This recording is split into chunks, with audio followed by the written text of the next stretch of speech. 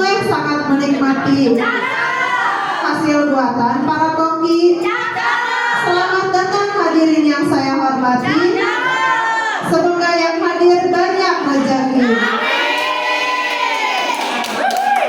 Kami ucapkan selamat datang dalam acara talkshow pelatihan pembelajaran mendalam dengan tema asesmen pembelajaran berbasis digital.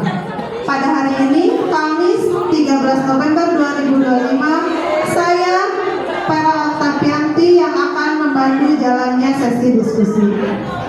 Hadirin yang saya hormati, asesmen merupakan hal yang sangat mendasar untuk mengukur pencapaian belajar, mengidentifikasi kebutuhan siswa, dan meningkatkan mutu pembelajaran. Pertanyaannya, asesmen seperti apa sih yang dapat meningkatkan motivasi belajar siswa di zaman digitalisasi seperti sekarang ini? Nah, itu semua akan dibahas oleh narasumber kita yang sudah hadir di sini, yaitu guru dari SDN 4 Mekarsari. Kita sambut bersama, inilah dia, Ibu Sarah Nurjana, SPD.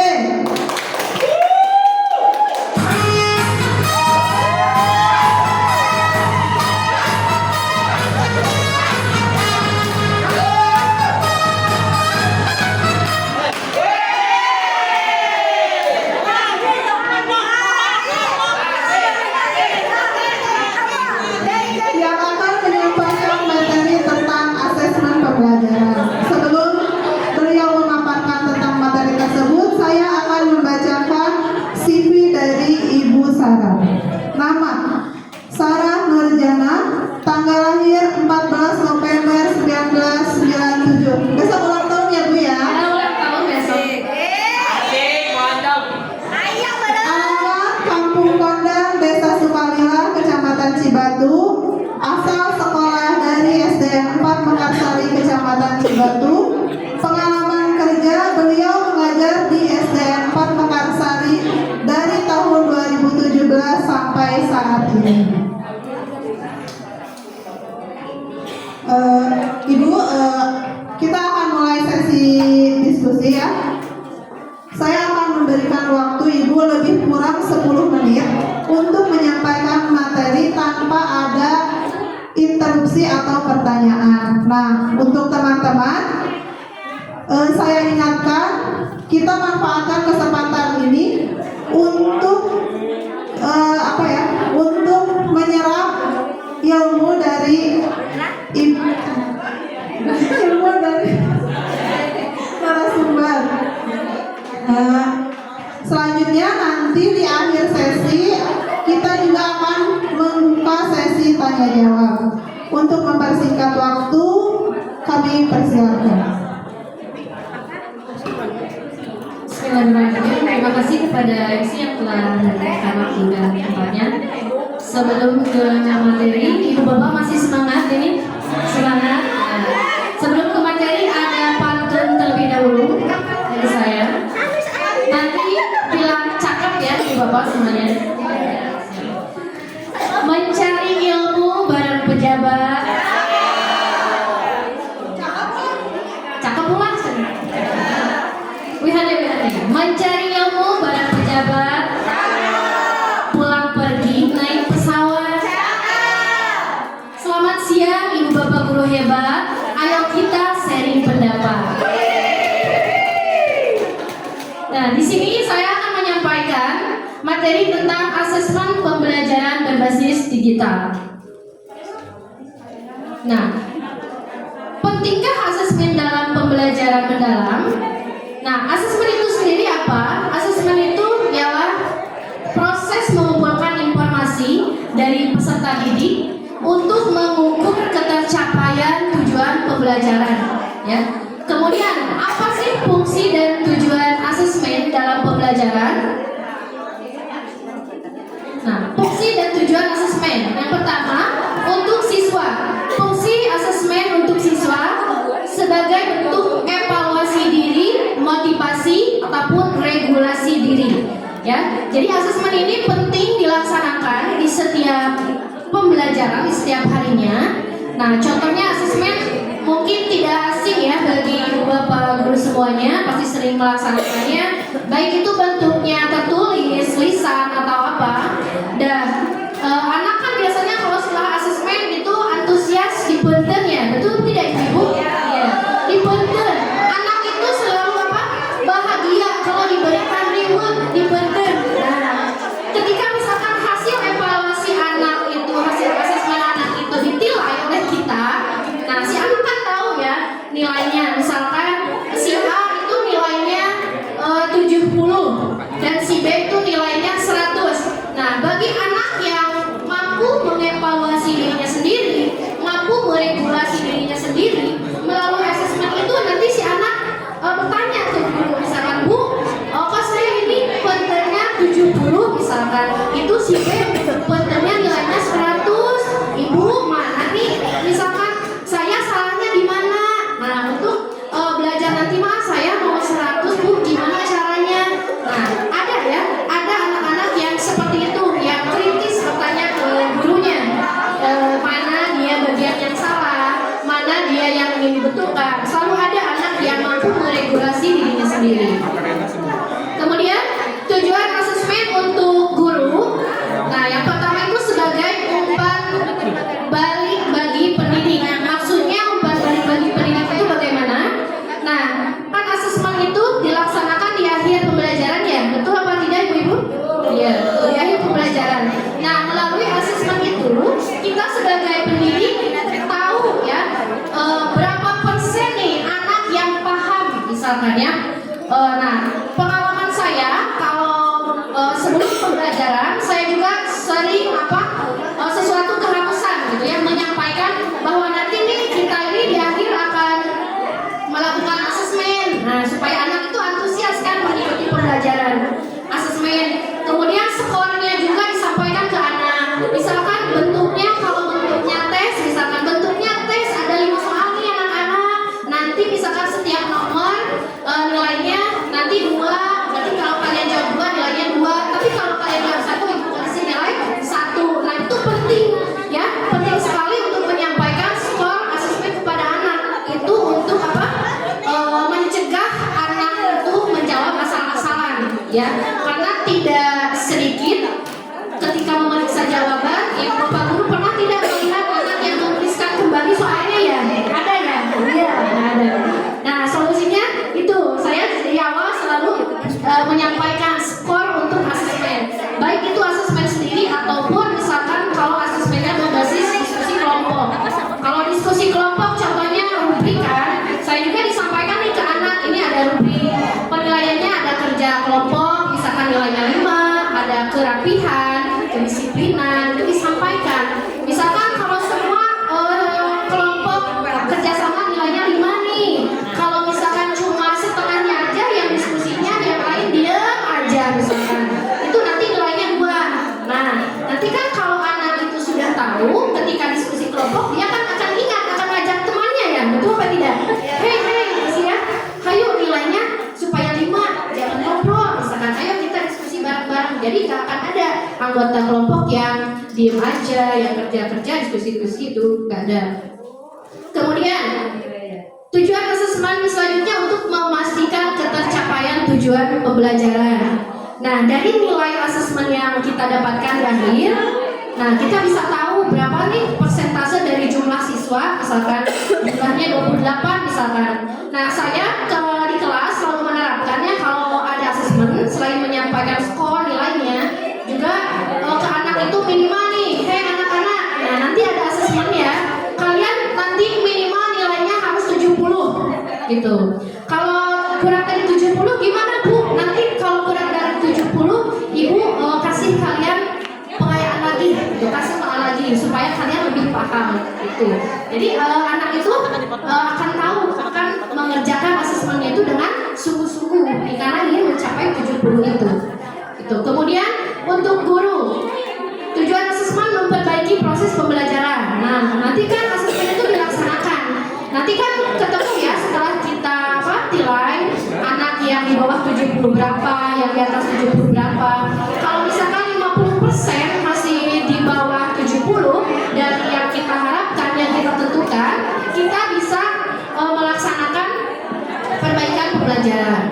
Kemudian tujuan asesmen untuk sekolah. Yang pertama untuk peningkatan mutu, kemudian untuk bentuk laporan pertanggungjawaban kenaikan kelas ya, pembagian rapot ataupun kelulusan itu. Nah, jenis asesmen ada dua ya, ada formatif dan asesmen sumatif. Kalau asesmen formatif itu dilaksanakan ketika proses pembelajaran setiap hari di akhir pembelajaran itu. Kemudian kalau asesmen sumatif itu untuk penilaian setelah habis materi per bab gitu ya, per bab per setiap habis sub materi itu, atau bisa juga per semester ya, atau kita kenal dengan sumatif akhir semester 1 atau PSAT, sumatif akhir tahun. Nah, kemudian di sini saya ada bentuk asesmen ya. Bentuk asesmen itu kan banyak ya, ada tulisan, bisa portofolio, bisa lisan juga ya. Nah, saya di kelas sering menerapkan dengan kalau anak jenuh dengan nulis saja misalkan, atau lisan atau portofolio. Nah, saya menerapkan melalui aplikasi digital Quizzes namanya. Ibu bapak bisa lihat di depan semuanya, nanti bisa dicari di Play Store. Namanya Quizzes. Nah, di sana ada bentuk tampilannya juga seperti itu. Di sana di Quizzes itu merupakan platform digital. Isinya itu bisa kita penilaian, bisa juga presentasi, video mengajar, materi mengajar, semuanya ada di sana lengkap ya. Bisa dicari aja. Nah, di sini saya ada contoh penerapan Quizzes ya di kelas 5 di materi sifat-sifat cahaya. Bisa ibu bapak lihat semuanya. Alhamdulillah. Ini ada video yang di kelas. Alhamdulillah. Yang ini bu.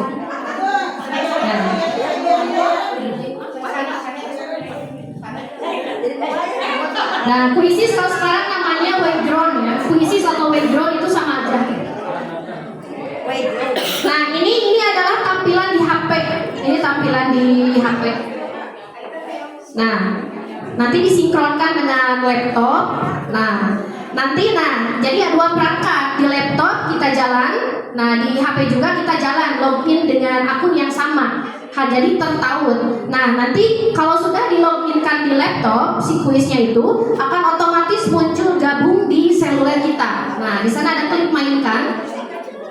Nah, ketika diklik mainkan ada bergabung.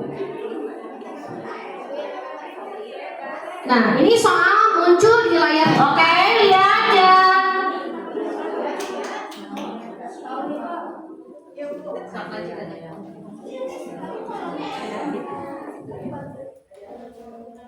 Boleh ya. Oke, lihat. Lanjut. Oke, lihat ya soalnya di depan. Boleh ya. Nah, silakan. Kalau sudah ada jawabannya, acukan cue card-nya, barcode-nya. Jawaban yang betul harus ada di atas. A, B, C, D-nya. Kalau kalian jawabannya A, B, C, atau D, yang pilihan kalian harus berada di posisi atas. Udah? Nah, sekarang ibu pindah ya. Nah, ini semua sudah masuk, 8 orang masuk, 9 orang Nah, ini tampilan ketika kita sedang memindai jawaban siswa. Nanti siswa ini dikasih cue card ya seperti ini. Nah, di sini ada bentuk cue card-nya, ada A, B, C, dan D. Setiap anak ini dikasih.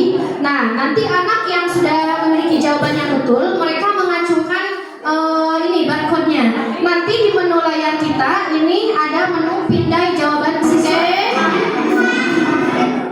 Nah, lihat.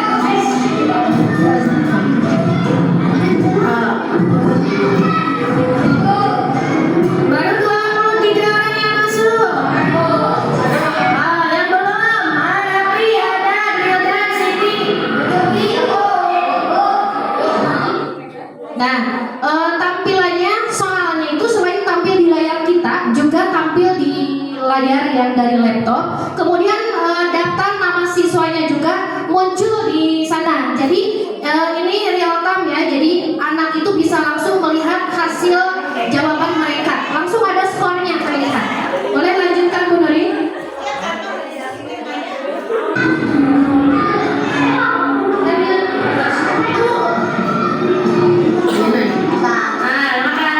Kita lihat jawabannya.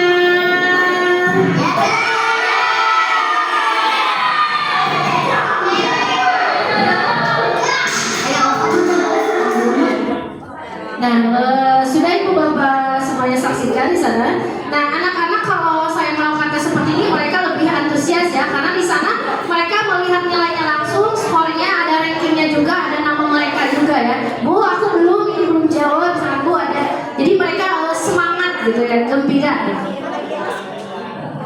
Nah, mungkin pengembangan materi tentang asesmen berbasis digital dari saya dijawabkan sekian. Untuk acara selanjutnya mungkin diskusi ya. Saya serahkan kepada moderator. Baik, kita beri tepuk tangan yang meriah untuk narasumber kita. Kita lanjutkan ke sesi selanjutnya, yaitu sesi tanya jawab kepada hadirin. Dipersilahkan jika ingin ada yang bertanya.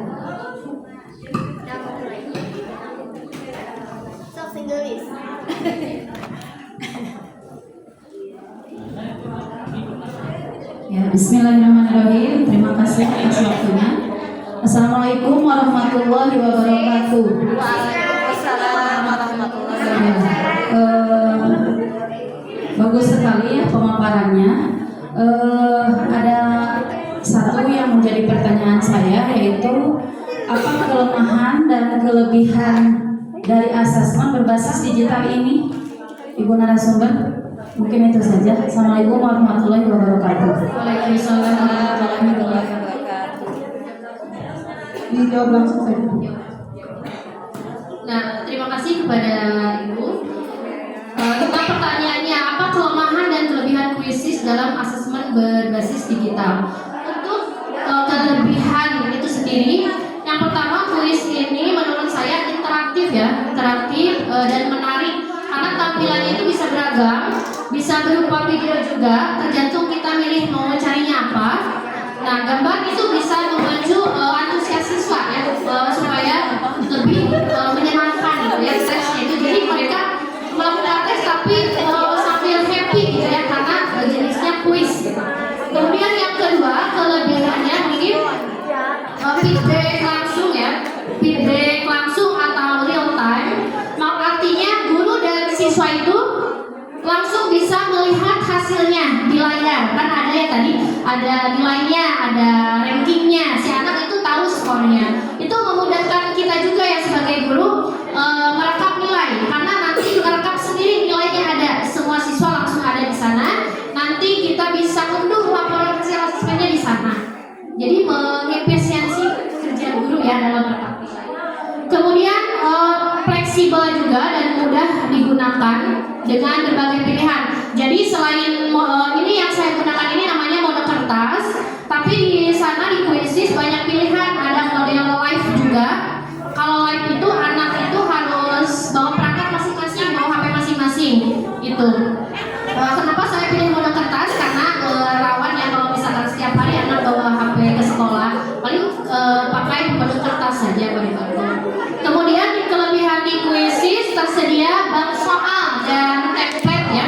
Dan template kita banyak bisa mencari apapun di sana, mau soal asesmen maupun materi presentasi semuanya ada di sana. Gitu. Jadi kita nanti bisa menyalin, memodifikasi materi yang ada. Bahkan misalkan kita bisa membuatnya sendiri. Di sana ada pilihannya. Nanti Ibu Bapak kalau mau tutorial lebih lanjut ada yang di showcase kami, nanti tutorialnya bisa di scan bareng saja. Untuk kekurangannya mungkin ya, kekurangan penggunaan Quizzes untuk asesmen. Yang pertama itu mungkin pengalaman saya ya, ketergantungan dengan internet. Ya, ketergantungan dengan internet. Nah, perlu internet yang stabil karena kan pakai dua perangkat ya, pakai laptop juga pakai HP. Ya, misalkan saya juga pernah ya pakai wifi sekolah nih,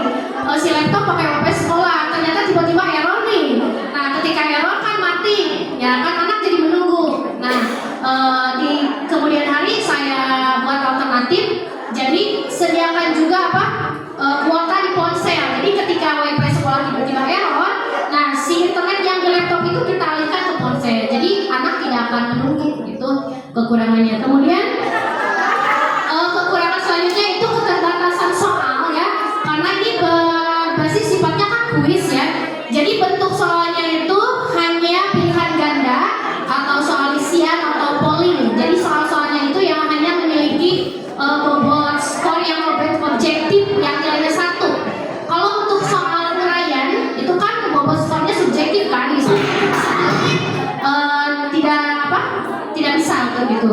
Kemudian kelemahan yang selanjutnya tidak semua yang materi yang dicari itu cocok gitu ya, tidak semua cocok dengan apa yang kita cari, karena biasanya kalau yang sudah cocok itu biasanya langsung datang ke rumah.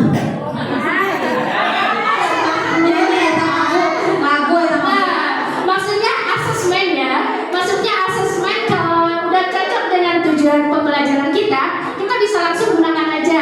Kalaupun misalkan tidak sesuai nih si asesmen ini ya dengan tujuan pembelajaran kita, di sana ada pintu kita buat sendiri, jenisnya mau pilihan ganda, mau isian, mau apapun, kita bisa membuatnya sendiri. Mungkin itu saja dari saya. Ya, terima kasih. Satu pertanyaan lagi, silakan. Baik, terima kasih kepada Ibu Sarah yang sudah memaparkan materinya, sangat menarik sekali ya. Walaupun kami satu sekolah, tapi karena mungkin keadaan saat mengajar jarang yang melihat teman kita. Jauh ya, Ya. Nanti mohon bimbingannya ya Bu ya, khususnya ini diterapkan di kelas gitu ya Bu ya. Kelas baik Ibu. Untuk pertanyaannya, adakah tantangan yang mungkin khususnya Ibu yang sudah dialami pada pembelajaran atau menggunakan krisis ini, dan apakah ada solusinya saat Ibu menghadapi tantangan tersebut? Terima kasih. Assalamualaikum warahmatullahi wabarakatuh. Ya, baik, terima kasih kepada Bu Eska yang telah bertanya. Mungkin tantangan untuk saya sendiri dalam melaksanakan krisis ya tadi sih yang di internet gitu ya. Soalnya ya pernah saya melakukan krisis dan tiba-tiba wifi sekolah error ya. Itu ini laptop kan langsung mati kan itu krisis sifatnya online, koneksi harus stabil. Nah itu kita juga harus punya kuotanya Bu ya, harus full kuotanya gitu untuk krisis itu. Jadi dialihkan nanti konektivitas laptop yang tadinya ke sekolah ke ponsel kita. Kemudian tantangan selain internet paling dalam menyediakan fasilitas nih, karena kan dua perangkat ya, emang agak repot ya, beringkit ya Bu ya di kantor teh nyandaran fokus laptop, terminal, tim misalkan ya. Untuk menyiapkan memasangkan alat-alat itu memang membutuhkan waktu ya yang tidak cukup cuma 1 menit 2 menit, paling 5 sampai 10 menit.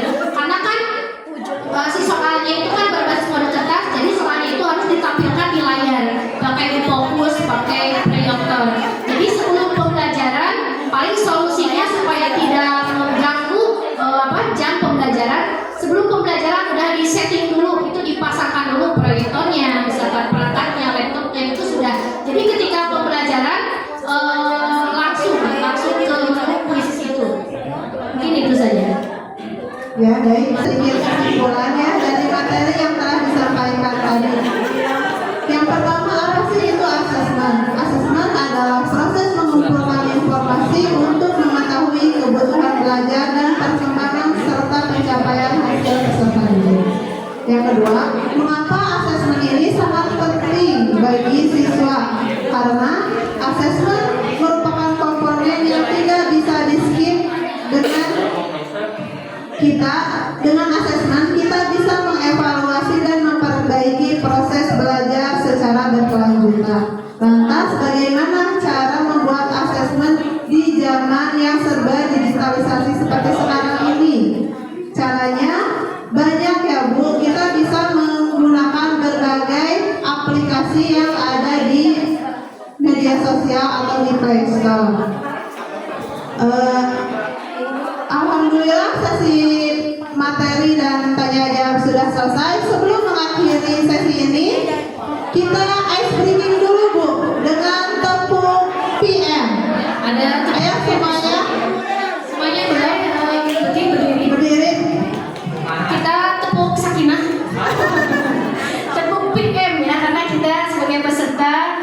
pembelajaran mendalam.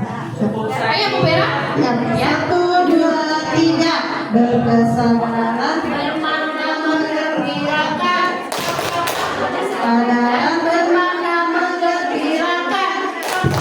Memahami, mengaplikasi, memahami, merefleksi. Bisa Ibu Bapak? Coba sekali lagi, coba sekali lagi. Sekali lagi Bu Vera. Pembuktian Kesadaran bermakna menggembirakan. Kesadaran bermakna menggembirakan. Memahami, mengaplikasi, memahami, merefleksi. Iya.